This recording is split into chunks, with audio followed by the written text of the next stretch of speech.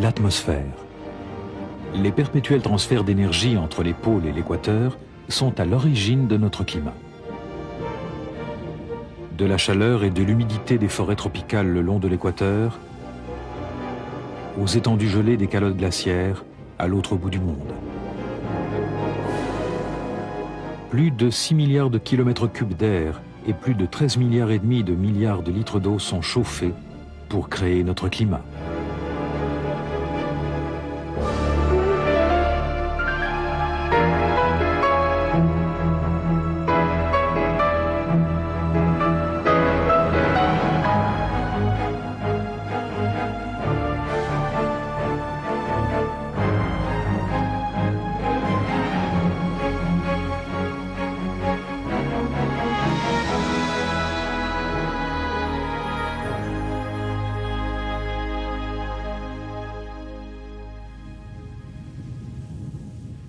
Le climat n'est pas une suite incohérente d'événements isolés.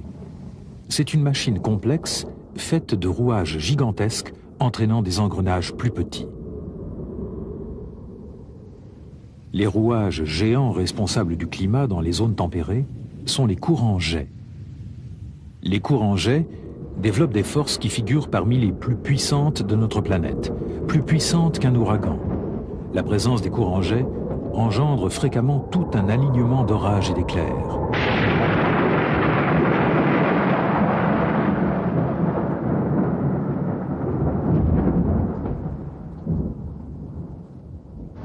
Vus de l'espace, ces nuages matérialisent la présence d'un courant jet. Celui-ci se présente sous la forme d'un tube très étroit à haute altitude, à l'intérieur duquel l'air se déplace à grande vitesse. Le premier courant jet fut découvert pendant la Seconde Guerre mondiale par les Japonais qui en firent leur arme secrète.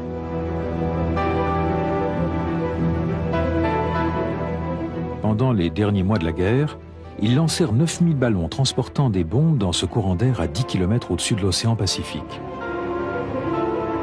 Ils furent poussés vers l'est, vers les États-Unis, à une vitesse de 480 km/h. Des rapports indiquent que les ballons ont été lâchés au Japon, probablement dans la région de Nagoya. À une altitude de 9000 mètres, il faut environ 4 jours pour traverser l'océan pendant les mois d'hiver, quand la vitesse des vents est la plus forte. Si les ballons perdaient de l'altitude, ils lâchaient automatiquement des sacs de sable, ce qui leur garantissait une altitude stable de 9000 mètres afin qu'ils se maintiennent à l'intérieur du courant jet. Environ 1 millier de ces ballons, porteurs de bombes, atteignirent les États-Unis.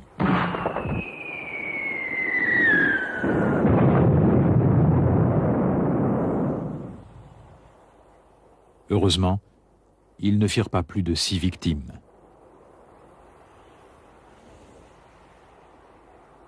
Quelques semaines plus tard, les Américains furent à nouveau confrontés au courant jet. Un vent puissant obligea les bombardiers qui se dirigeaient vers Tokyo à faire demi-tour.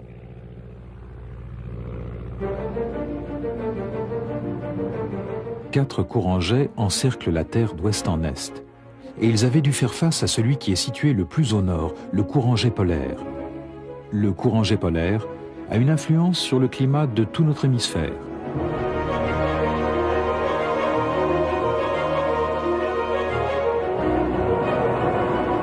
Les avions modernes veillent à ne pas se trouver face au courant jet quand ils se dirigent vers l'ouest.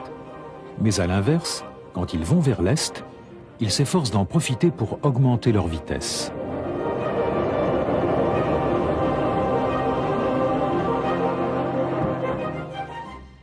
Aujourd'hui, les ballons lâchés dans le courant jet polaire ont une mission pacifique. Ils mesurent la vitesse du vent et déterminent la position du courant jet.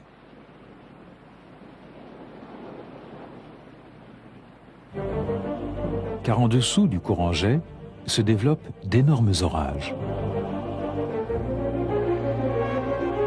Ces orages apparaissent parce que la vitesse du vent n'est pas uniforme. Quand le courant jet tourne vers le nord, le vent accélère brusquement en créant un appel d'air en surface.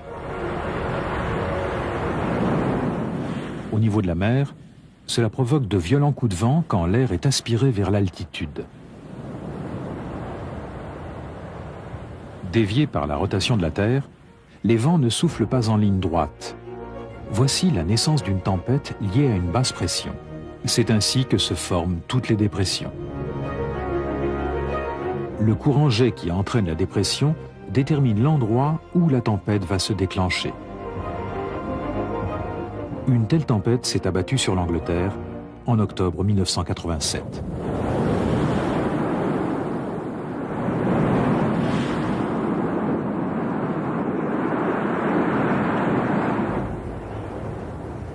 Des vents de la force d'un ouragan ont déraciné 19 millions d'arbres, causant plus de 7 milliards 600 millions de francs de dégâts et tuant 19 personnes.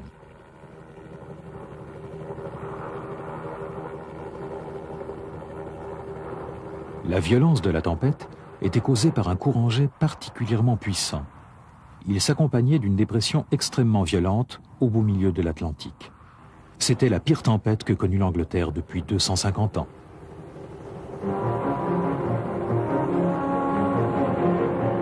Le courant jet ressemble à une rivière.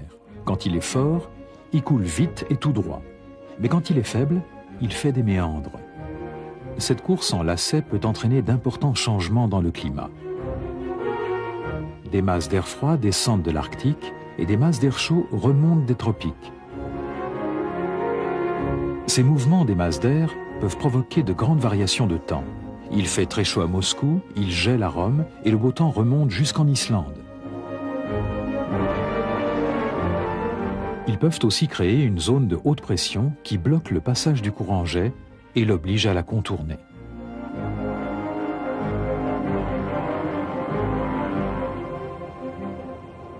Les zones de haute pression correspondent à des zones où l'air est descendant. Elles apportent un temps sec et stable. Quand une zone de haute pression s'installe, le temps peut rester inchangé pendant des mois. C'est une zone de haute pression comme celle-ci qui a entraîné la grande sécheresse de 1988 aux États-Unis. La sécheresse a frappé les 2/5 du pays.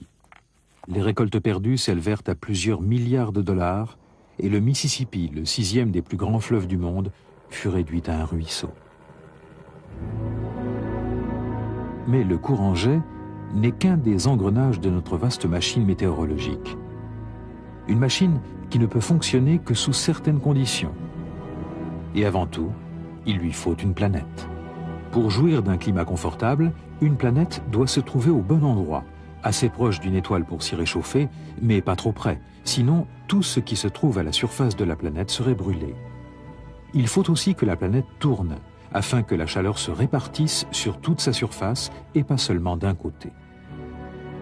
Et elle doit être assez lourde pour retenir l'atmosphère. Notre Lune, par exemple, est trop légère. La gravité ne serait pas suffisante pour que l'air se maintienne à proximité de la surface. Il se dissiperait dans l'espace. Mais avant tout, la planète doit créer sa propre atmosphère. Des milliards de tonnes d'eau et de gaz font éruption des profondeurs de la planète pour créer l'air qui est essentiel à la vie.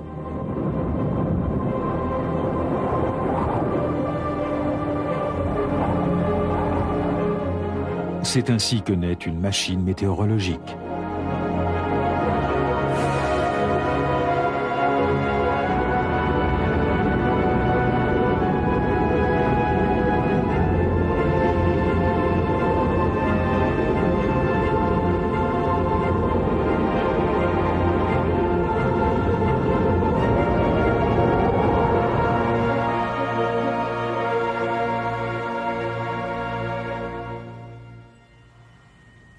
Filmé depuis la navette spatiale, le Soleil se couche à travers l'atmosphère de la Terre. L'atmosphère est le bouclier qui nous protège du froid glacial de l'espace. Elle est pourtant incroyablement mince. La couche la plus basse de l'atmosphère, la troposphère, mesure environ 12 km d'épaisseur. Et c'est à l'intérieur de cette couche que se développent tous les phénomènes météorologiques. Toute cette activité tire son énergie d'une source située à 148 millions de kilomètres, le Soleil. La température, au centre de cette fournaise nucléaire, atteint 15 millions de degrés. D'immenses arcs de gaz s'élèvent à plus de 450 000 km de sa surface. Son énergie traverse l'espace pour réchauffer la Terre. Mais il ne chauffe pas notre planète uniformément. Les rayons du Soleil atteignent les régions polaires obliquement. La chaleur qu'ils transportent est distribuée sur une surface bien plus grande qu'à l'équateur. Résultat, ces régions sont toujours froides.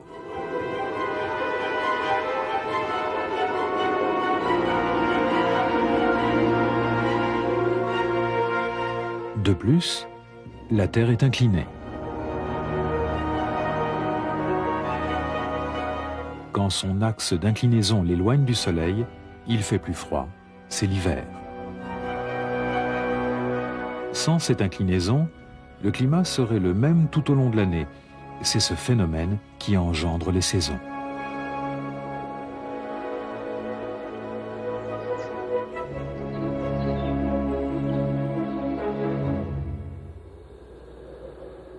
Pourtant, à l'équateur, c'est toujours l'été.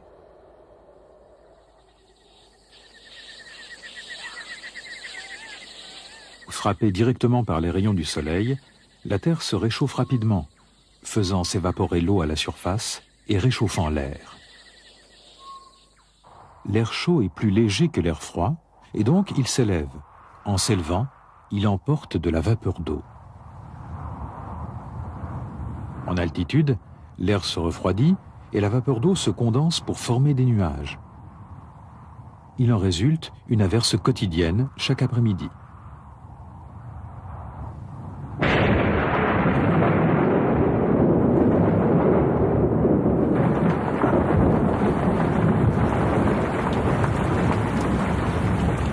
C'est pour cela que la forêt équatoriale est célèbre pour son humidité.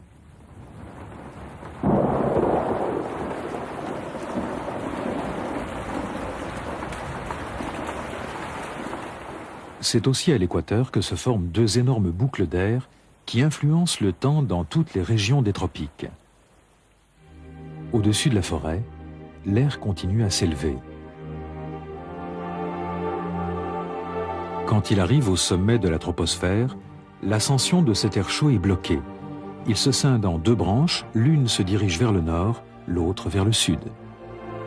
Puis, l'air retombe vers la Terre, il est comprimé, il se réchauffe et il devient alors plus sec. Cet air chaud et sec est responsable de la formation des grands déserts de la Terre. Voici le Sahara en Afrique. Le désert de Gobi en Asie, le désert de Mojave en Amérique et le grand désert australien ont tous été créés par cet air descendant. Il est également responsable des records de chaleur sur la Terre. En septembre 1922, à Al-Azizia en Libye, la température a atteint le chiffre record de 58 degrés à l'ombre.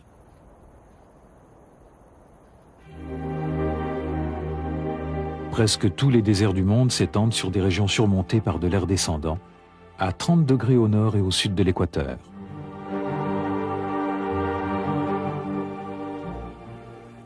En mer, cet air descendant crée une zone de climat chaud et calme où aucun vent ne souffle. Les marins ont baptisé cette région les latitudes du cheval, un nom aux origines sinistres.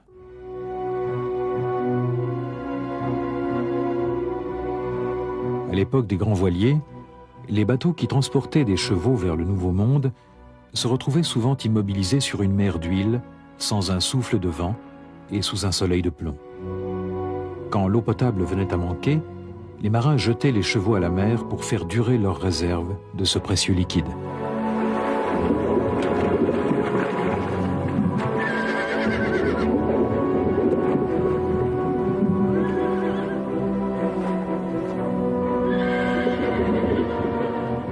Pendant les semaines qui suivaient, les navires qui traversaient cette région voguaient sur une mer couverte de carcasses de chevaux. Quand l'air en provenance de l'équateur arrive à ces latitudes, il boucle la boucle et remonte vers l'équateur.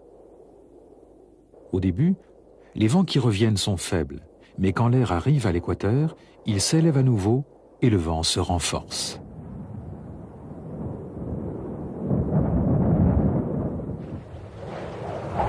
Ici soufflent les alizés, les alliés des marins. Ce sont des vents réguliers que les voiliers utilisaient pour traverser les océans. Aujourd'hui, des voiliers modernes les utilisent pour disputer des régates qui traversent les océans. Les alizés ne soufflent pas directement vers l'équateur.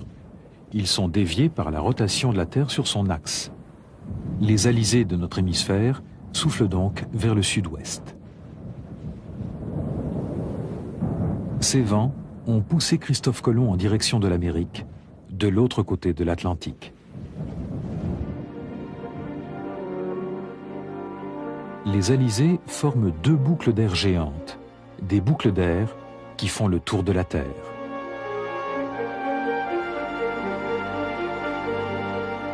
On les appelle les cellules de Hadley, du nom de George Hadley, un avocat anglais du XVIIIe siècle qui fut le premier à les décrire. George Hadley pensait que l'air ascendant au niveau de l'équateur redescendait au pôle, mais il avait tort. Chaque pôle de la Terre a sa propre cellule. L'air froid redescend au pôle, puis se dirige vers le sud où il se réchauffe et s'élève à nouveau pour former une cellule polaire. Au centre de chaque hémisphère, coincé entre la chaleur tropicale des cellules de Hadley et le froid glacial des cellules polaires, se trouvent les zones tempérées.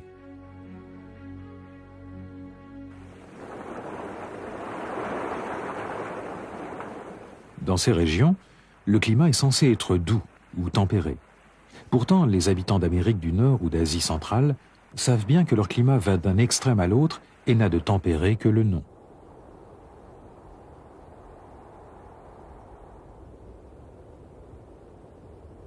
Ces régions du monde jouissent d'un temps très changeant.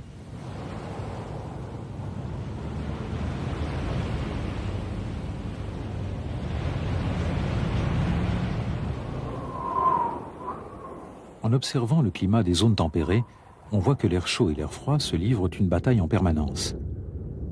Ce phénomène fut découvert pendant la Première Guerre mondiale.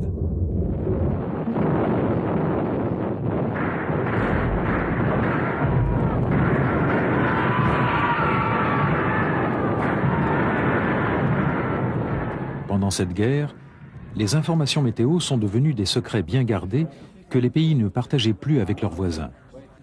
Les Norvégiens étaient neutres et ils ont mis sur pied leur propre système météorologique. Sous la direction de Wilhelm Bjerknes et de son fils Jacob, ils établirent tout un réseau de stations météo le long de la côte norvégienne. Très vite, ils ont remarqué que l'air qui arrivait sur le pays en provenance de l'Atlantique Nord ne se réchauffait pas progressivement. Au contraire, la masse d'air chaud arrivait d'un bloc comme une armée lancée en avant.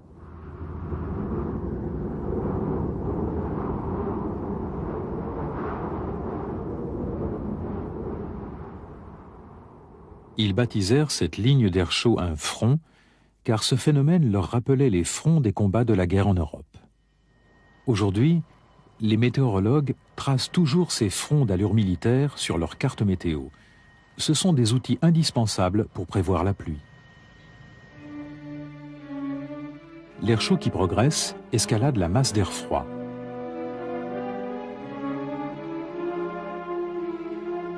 En s'élevant, il se refroidit. La vapeur d'eau qu'il contient se condense et donne naissance à des nuages qui produisent une pluie fine. Ensuite, arrive un phénomène beaucoup plus violent, un front froid. Une masse d'air froid s'avance et se glisse sous l'air chaud. Celui-ci est rejeté, projeté en altitude, suffisamment haut pour que se forment d'impressionnants nuages orageux capables de déclencher des tornades.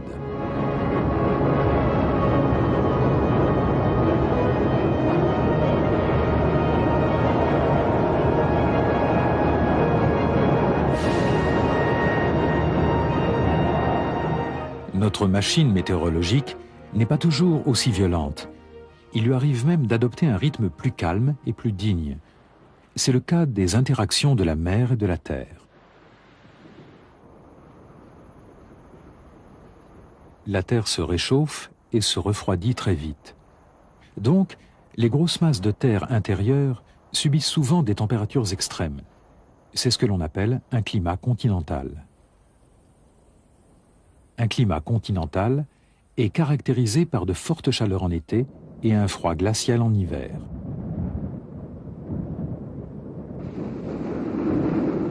L'Antarctique est le continent le plus froid. C'est ici que les plus basses températures ont été enregistrées. En août 1960, à Vostok, au centre du continent gelé, le thermomètre est descendu jusqu'à moins 88 degrés. À cette température, si on touche du métal avec des mains nues, la peau reste collée dessus.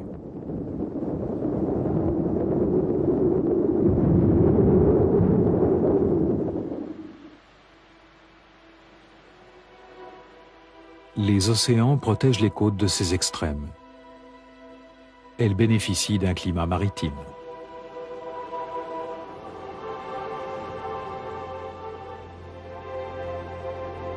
L'eau se réchauffe plus lentement que la terre, et donc les vents marins rafraîchissent la terre en été. Pendant l'hiver, la chaleur emmagasinée dans la mer est lentement libérée. Comme un radiateur, la mer réchauffe les régions côtières. Les mers et les océans couvrent près des 3/4 de notre monde et influencent très fortement le climat. Ils sont à l'origine de presque toute l'humidité contenue dans l'air. Quand une masse d'air se déplace sur l'océan, elle absorbe de la vapeur d'eau. Quand cette masse d'air atteint la Terre, elle apporte la pluie.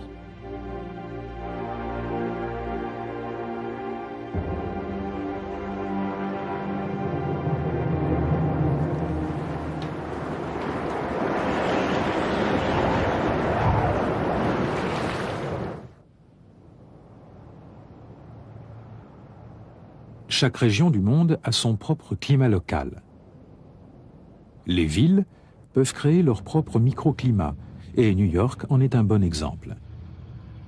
Chaque année, l'île de Manhattan émet une énergie de plus de 2,5 milliards de kilowatts par heure et par kilomètre carré. C'est environ la moitié de l'énergie du soleil qui brille sur la ville. Comme si les New-Yorkais vivaient sous un soleil et demi.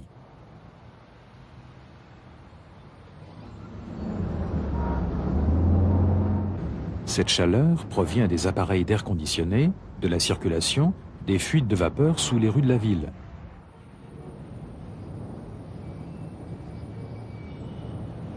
Le béton d'une ville absorbe plus de chaleur que l'herbe et les arbres de la campagne. Les immeubles absorbent tellement de chaleur pendant la journée qu'ils en émettent encore pendant la nuit. Donc, le soir, en été, la température à Manhattan peut être supérieure de 5 degrés à celle de la campagne alentour. C'est l'effet d'îlot de chaleur urbain. New York génère même son propre vent. Quand l'air chaud s'élève au-dessus de la ville, il est immédiatement remplacé par de l'air en provenance des quartiers périphériques.